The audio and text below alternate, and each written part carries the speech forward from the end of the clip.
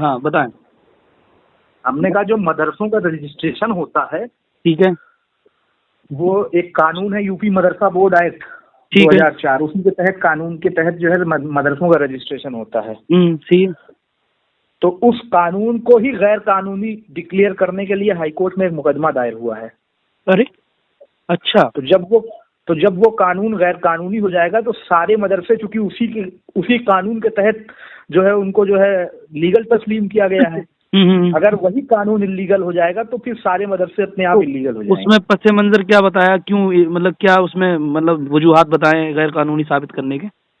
उसमें बहुत सी चीजें हैं और उसमें कानून से ज्यादा डिस्कशन मदरसों पे हो रहा है। मतलब अच्छा। कानून तो कानून के जो भी प्रो एंड कॉन्स है, मतलब जो उसकी अच्छाई बुराई है वो तो अलग चीज है। उसमें जो मेन डिस्कशन हो रहा है, जिसकी तरफ हाईकोर्ट माइल है, हाईकोर्ट का ये कहना है कि इस मुल्क के आईन ने आर्टिकल 21A के जरिए इस मुल्क में तमाम 6 साल से 14 साल के बच्चों को ये बुनियादी हक दिया है कि वो उन्हें मुफ्त और जो है लाजिम तालीम दी जाए। जी जी ठीक है। ठीक है। और फिर हाईकोर्ट का ये कहना था कि यहाँ पर जो ये तालीम लफ्ज या जो एजुकेशन लफ्ज आया है वो सिर्फ कुछ भी पढ़ने को लेकर नहीं आया है, बल्कि वो क्वालिटी एजुकेशन को बताता है। ठीक है। और क्वालिटी एजुकेशन में जो मॉडर्न एजुकेशन है वो आएगी, मदरसे खारिज हो जाएंगी। तो जब मॉडर्न एजुकेशन आएगी तो फिर कोर्ट ने कहा कि क्या किसी भी शख्स को इस बात की छूट दी जा सकती है कि वो बच्चों से ये बुनियादी हक छीन ले और ये कहकर कि जो है हम तो इनको जो है मजहबी तालीम दे रहे हैं। क्या मजहबी तालीम देने के नाम पर उनके इस बुनियादी हक से उनको महरूम किया जा सकता है? बड़ी लंबी मामला है फिर तो। हाँ, तो हमने इसके लिए कई लोगों से, कई जिम्मेदारों से बात किया। एक तो हमारे यहाँ का वो लड़का सालिम अलवी है जो है, तो हमने कहा उसके भी कुछ राब्ते वगैरह बरेली में थे, तो हमने कहा उन लोगों से बताओ कि इस तरह का मैटर चल रहा है। तो इस पे क्या हो सकता है ये बताएं, क्या करना चाहिए इस पे? देखिए, इसमें सबसे बड़ा मैटर ये है कि ये 24 जनवरी से कंटिन्यू डेली सुनवाई हो रही है 2.5 घंटे। अच्छा। बिला नागा रोज स्पेशल कोर्ट बैठती है और रोज सुनती है।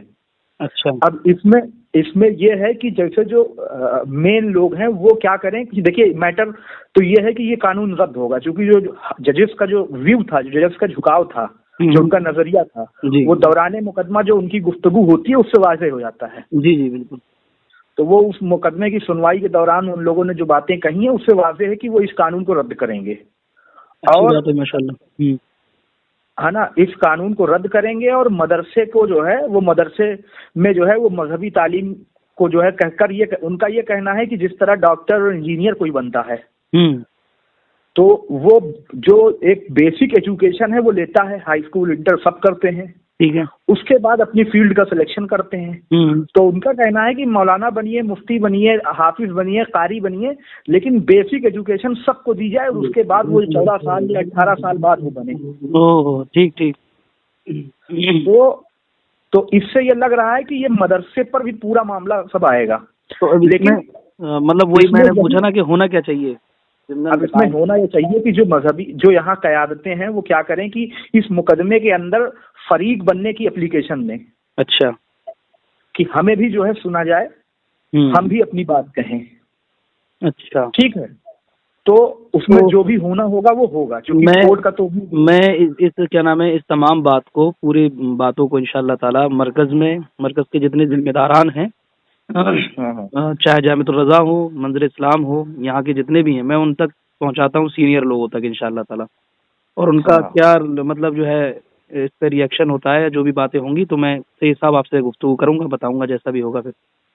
क्योंकि वही लोग करेंगे इसमें, हम लोग तो पीछे पीछे हैं ना, वो लोग पैरवी करें, हम लोग साथ देंगे। और ये बात उन तक पहुँच रही है और मुझे उम्मीद है कि उन्हें इल्म भी होगा इस चीज़ का। ऐसा तो नहीं है कि इतना बड़ा इशू है तो पता ना होने। नहीं, बड़े खुफिया तरीके से हो रहा है, ये कहीं छपा भी नहीं अभी तक। अभी इसमें कानपुर की एक जमात है, कोई मदारिस इस्लामिया तंजीम करके, उसमें कौन जमा करके हैं, एक हमको अब्बास मिसबाही अजहरी साहब जो संत कबीर मदरसा कुछ है, मतलब वो कुछ मतलब रिपोर्ट वगैरह कुछ है क्या, कुछ मिलेगा PDF वगैरह कुछ इस तरीके की? नहीं, कोई क्लिप नहीं, हम जो लिखे हैं वो भेज देंगे। देखिए, इन्होंने कोई दीवान साहब जमा करके हैं उस तहरीक के, अच्छा। ये इन लोगों ने अभी उसमें फरीक बनने की एप्लीकेशन डाली है ना। तो मौलाना अब्बास साहब ने जो है वो हमको फॉरवर्ड किया था, तो मैं जो कुछ है वो फॉरवर्ड कर देता हूँ। आप फॉरवर्ड कर दीजिए, और मैंने आपकी बात रिकॉर्ड कर ली है थोड़ी सी, ठीक है सही साहब। जी तो मैं ये प्रिंसिपल जी साहब जो हैं जामिअतुर रज़ा के, और ये जितने भी लोग हैं, इनको पर्सनली कर दूंगा कि आप इसको सुने और समझें वक्त की नज़ाकत हालात को देख करके, और कोई लाहे अमल तैयार करें।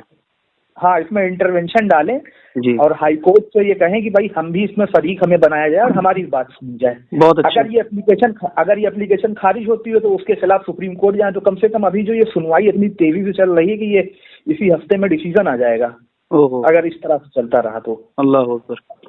चलो, मैं तो फिर बहुत अच्छा किया आपने बता दिया, और मैं इंशाअल्लाह ताला देखता हूँ, ये तो बहुत जरूरी है। ठीक है, मैं आपको जो चीजें हैं वो फॉरवर्ड कर दे रहा हूँ। जी सही साहब, जी सही साहब, ठीक, जज़ाकल्लाह।